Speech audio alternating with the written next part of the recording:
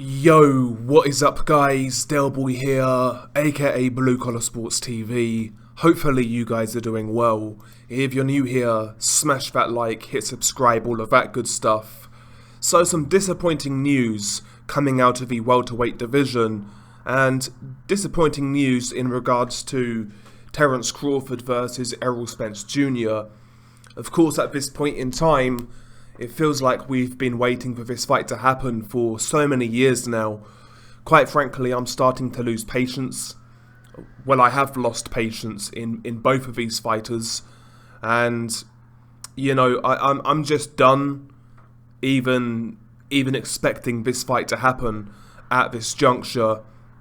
I have to say, I'm actually past caring who's to blame or who's more to blame for this fight not happening, because I'm sure there's culpability on both sides here, but the reality is neither one of these guys are delivering for boxing fans. Errol Spence Jr. fought once last year. Terence Crawford fought once last year, giving us a combined total of fights of two. Two fights they gave us last year combined. And one of those fights, the Crawford-Avanesian fight, was a fucking farce, yet nobody seemed to call it out after that fight happened. And Errol Spence fought Yordenis Ugas in a unification fight. Fair enough, unification fight, cool. But fighting once a year? I mean, come on, these guys right now are holding up the division. We've got young up-and-comers like Jaron Ennis, Virgil Ortiz, Stanionis, for example. We've got these guys coming up, man. And we have these champions who are fucking around and not delivering at the end of the day. These guys are not delivering. It's as simple as that. And we now have the news that Errol Spence Jr. is likely to fight Keith Thurman in April. Now, ordinarily, I would have accepted this fight. Keith Thurman is the WBC mandatory at welterweight, I believe. And yeah, if a champion's fighting their mandatories, I can't really complain too much, right? However, for some reason, some unexplained reason, this fight is happening at £154. Well, what's all that about? Will this count as Errol Spence Jr. Satisfying his mandatory in Keith Thurman? Bear in mind, there are other titles that Spence holds as well, where certain guys are waiting to get shots, such as Stanionis with the WBA. I mean, he took the Virgil Ortiz fight instead. Of course, originally, it looked like Spence was supposed to fight his WBA Mando first, which was Stanionis. However, the WBC came along and said, no, our mandatory should take first priority. And, you know, the WBA then agreed to that. Yet here we are. It seems that the WBC are happy with this fight going ahead at 154 with no titles on the line, which makes you question, why were the WBC so insistent on being Spence's next mandatory defence? Again, initially, it was the WBA who insisted that Spence needed to defend their title next. But in the end, they caved and they allowed the WBC to take first priority. And yet here we are, Spence is fighting Keith Thurman at 154. An absolute farce, as far as I'm concerned. So yeah, I mean, they basically pushed back the WBA mandatory for nothing. So after this fight, you're assuming that the WBA are going to call their Mando. That in itself is going to put the Crawford fight in more jeopardy. And then you have Jaron Ennis, who now be waiting even longer to get a title shot. Bear in mind, Jaron Ennis, when he fought Custio Clayton last year, that fight was billed as a final eliminator, if I'm not mistaken. And obviously, recently, Jaron Ennis has won the interim IBF welterweight title. So what's going to go on with the IBF? Is Spence going to move back down to welterweight? What's happening here? You know, I know Errol Spence Jr. has gone on record stating how hard welterweight is to make now. Well, that's all fine and good, but be transparent, be honest. I don't want to see Errol Spence take this fight, head into April, without clarifying his status with the current belts. If he takes this fight and then after, all of a sudden vacates, that's That's not a good move in my opinion. It just holds up the division. If you're going to move up, vacate the titles now. Elevate Ennis to full champion. Ortiz versus Stanionis for the WBA, etc., and go from there. Because this reeks to me that Errol Spence Jr. is going to eventually move up to 154, more than likely after the Keith Thurman fight. Because when you look at it, there's no reason for this fight not to be at 147. Why is he not defending against his Mando in Keith Thurman at 147? Make this make sense. Make this make sense. But once again, you know, nobody's going to ask those questions of those involved. You know, that's for YTBC. All this boxing scene is online is clicks, people fanboying for certain promoters, etc. And those who have access to someone like Errol Spence, do you think they're going to ask these questions of Errol Spence? Of course not. They're going to get on their knees, get their knee pads ready, and do you know what? Because that's all these guys are fucking good for, is arse licking and yeah, dick sucking, basically, metaphorically, of course.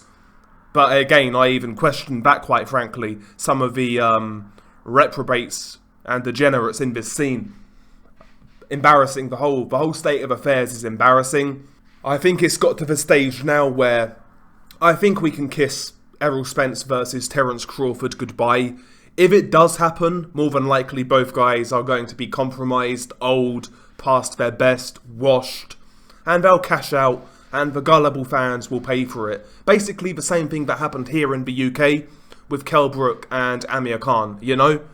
Didn't have enough respect for the fight fans to make it happen and sit down when it should have happened.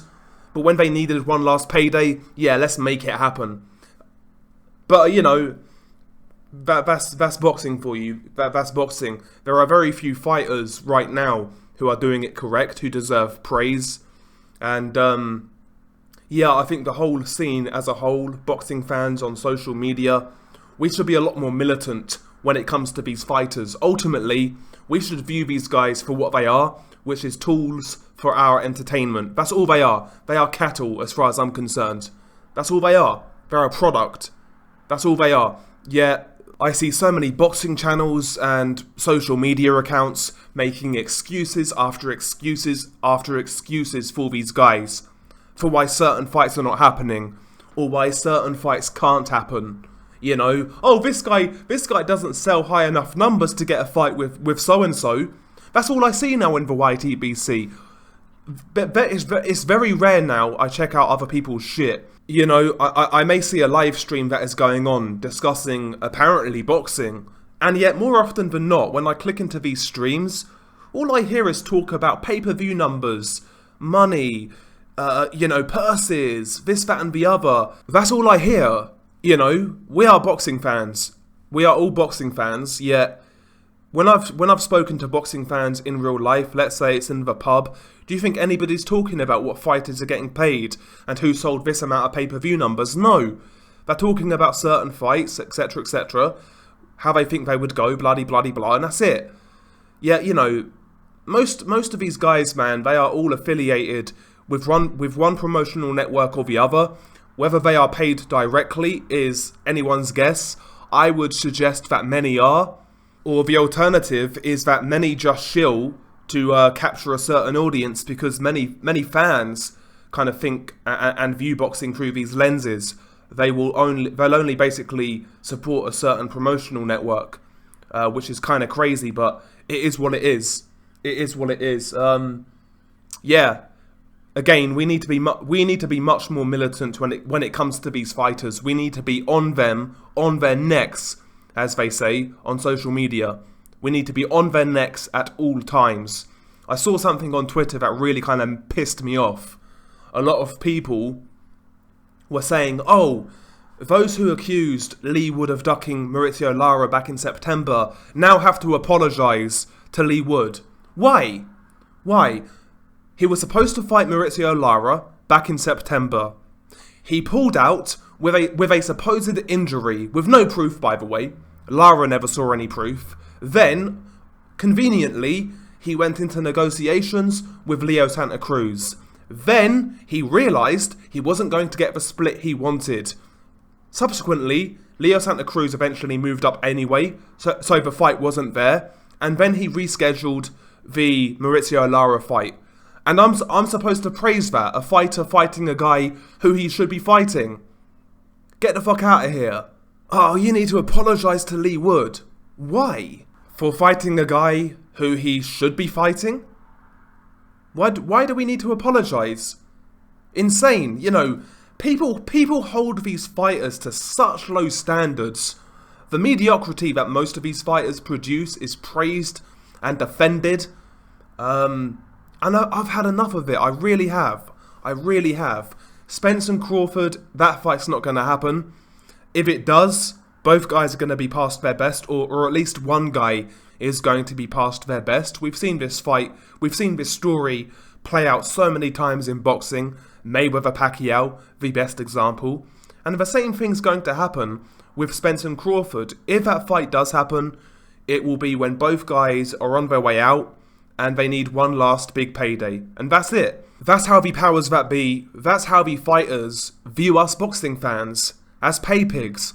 So stop being a pay pig, be militant, and demand these guys fight who they are supposed to fight. And if they don't, fucking shame them on social media, flame them up, don't buy their shit, steal their shit. Simple as that. But you know, fanboys are gonna fanboy.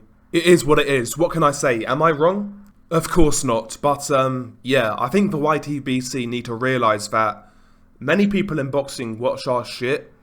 And when these guys in boxing, these promoters or fighters or managers, when they see so many uploaders twerking for certain fighters, for certain promotional companies, nothing's gonna change. Ultimately, no matter where we're from, no matter our beliefs or political opinions or religious viewpoints, regardless of all that, we are all boxing fans. And we should be on the same page in wanting to see the best fights, wanting to see fair fights, with as little corruption as possible. But, you know, we can't even agree upon that. Because again, most of these guys are, well, brought and paid for. It's as simple as that. What else can I say?